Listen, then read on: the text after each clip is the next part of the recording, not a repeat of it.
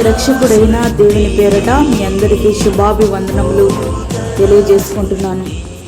Jesus new creation ministries ద్వారా ఈ రీతిగా ప్రతిరోజు అనుదిన ఆహారమును మీకు అందించుటకు దేవుడిస్తున్నటువంటి కృపను బట్టి దేవునికి ఎనలేని కృతజ్ఞతలు. వాక్య ధ్యానంలోనికి మనం వెళ్దాము. యోనా గ్రంథము 1వ అధ్యాయము 14-15 వచనములు.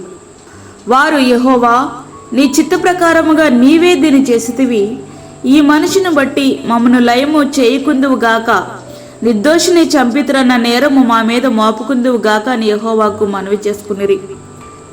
యొప్పే నుండి తర్షీసునకు ఓడ బయలుదేరింది. ప్రయాణంలో సముద్రంలో గొప్ప తుఫాను ప్రారంభమైంది. సమయం గడిచే కొద్దీ మరింత తుఫాను ఉధృతమవుతుంది.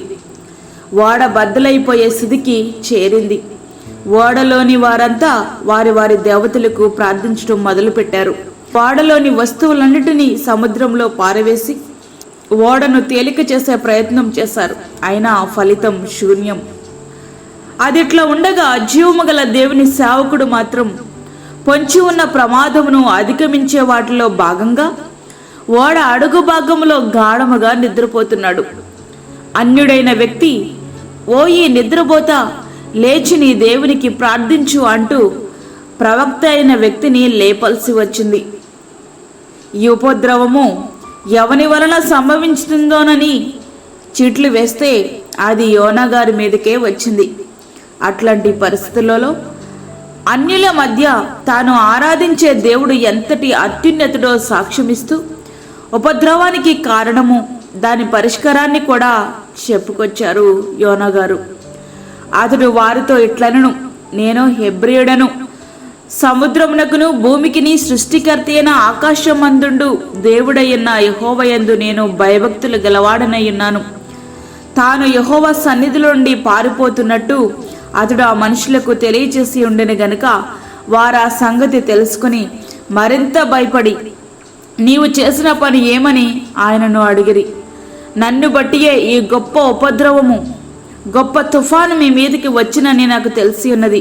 నన్ను ఎత్తి సముద్రంలో పడవేయుడి, అప్పుడు సముద్రం మీ మీదికి రాకుండా నిమ్మలించునని అతడు వారితో చెప్పెను. ఆ వాడ యాజమాన్యం వారు అయినప్పటికీ యోనను సముద్రంలోనికి పడవేయకుండా ఓడను దరికి చేర్చడానికి వారు చేయాల్సిన ప్రయత్నం అంతా చేసేశారు. ఫలితం మాత్రం శూన్యం. అట్లాంటి పరిస్థితులలో యోనా గారు దేవుని శక్తిని గురించి చెప్పిన సాక్ష్యం విన్నారు. ఆయన పంపిన ఉపద్రవాన్ని కళ్ళారా చూస్తున్నారు. యోనా చెప్పిన విధంగా అతని పట్ల జరిగిస్తే ఒకవేళ యెహోవా దేవుడు వారిని నిర్మూలన చేస్తాడేమోనని భయపడ్డారు. ఇంతవరకు వారి దేవతలకు ప్రార్థించిన వీరు ఇప్పుడు యెహోవా దేవునికి ప్రార్థిస్తున్నారు.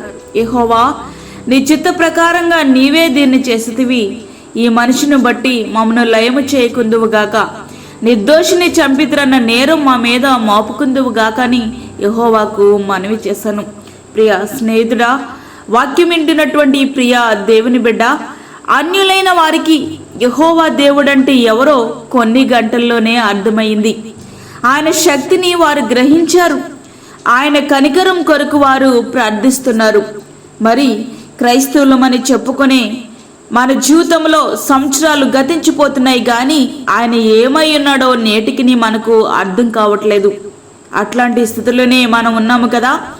ఆయన ఏమై ఉన్నాడో మనకు అర్థం కాకుండా ప్రార్థించినప్పటికీ ఆయన నుండి ఏమీ మనము పొందుకోలేము. అందుకే మన ప్రార్థనలకు ఆయన సమాధానము ఇవ్వట్లేదేమో. ఆయన సర్వ సృష్టికర్త అయిన దేవుడు అనే గ్రహింపులోనికి మనం వచ్చి మనము హృదయపూర్వకంగా ప్రార్థిద్దాం. ప్రార్థన ప్రతిఫలాలు మనము అనుభవిద్దాం. అటువంటి కృపా ధన్యత ప్రభు మనకి అనుగ్రహించునుగాక. ఆమేన్. వాక్యమైనటువంటి ప్రియ దేవుని బిడ్డలారా, ప్రార్థనలో ఏకీభవించండి. పరిశుద్ధమైన తండ్రి, ప్రేమగల యేసు ప్రభువా, శ్రేష్టమైన మరి యొక్క దినము మా జీవితంలో మీరు అనుగ్రహించారు, నీకు వందనాలు. ఈ దినమంతటి కొరకు మీరు మమ్మల్ని సిద్ధపరచండి ప్రభువా. ప్రతి విధమైన శోధన, కీడు, ప్రమాదము, తెగుల నుండి మీరు మమ్మల్ని కాపాడండి. బలహీనులను, చంటి బిడ్డలను, వృద్ధులను జ్ఞాపకం చేసుకోనండి ప్రభువా. గర్భఫలము లేని బిడ్డలకు గర్భఫలము దయచేయండి తండ్రి, నీకు స్తోత్రాలు చెల్లించుకుంటున్నాను. అదేవిధంగా వాక్యం విని ప్రార్థనలో ఏకీభవించిన ప్రతి ఒక్క బిడ్డల్ని మీరు జ్ఞాపకం చేసుకునండి. దూరదేశంలో ఉండి ఎవరు ఆదరణ లేక మ్రగ్గిపోతున్న నీ బిడ్డల్ని జ్ఞాపకం చేసుకోనండి. దూరదేశంలో నీ బిడ్డలకు కావలసిన ఆదరణను నీ కృపను సమృద్ధిగా దయచేయండి. ఈ దినమంతటికి కావలసిన నీ కృపను అనుగ్రహించండి. బయటికి వెళ్తున్నప్పుడు, ఇంట్లోకి వస్తున్నప్పుడు కావలసిన కృపను దయచేయండి ప్రభువా. వాక్యమైన ప్రతి ఒక్క బిడ్డ చుట్టూ నీ అగ్ని కంచెను వేయండి, బలపరచండి. శక్తిగల హస్తాలకు మమ్మల్ని మేము అప్పగించుకుంటూ యేసు పరిశుద్ధ నామమున వేడుకుంటున్నాము తండ్రి, ఆమేన్. ఈ యొక్క వాక్యము ప్రతిదినము పంపించబడతా ఉంది. ఎవరికైనా ఈ వర్తమానంలో రానట్లయితే మీరు మమ్మలను సంప్రదించగలరు. మీ ప్రార్థన అవసరతలు మాకు తెలియచేయండి.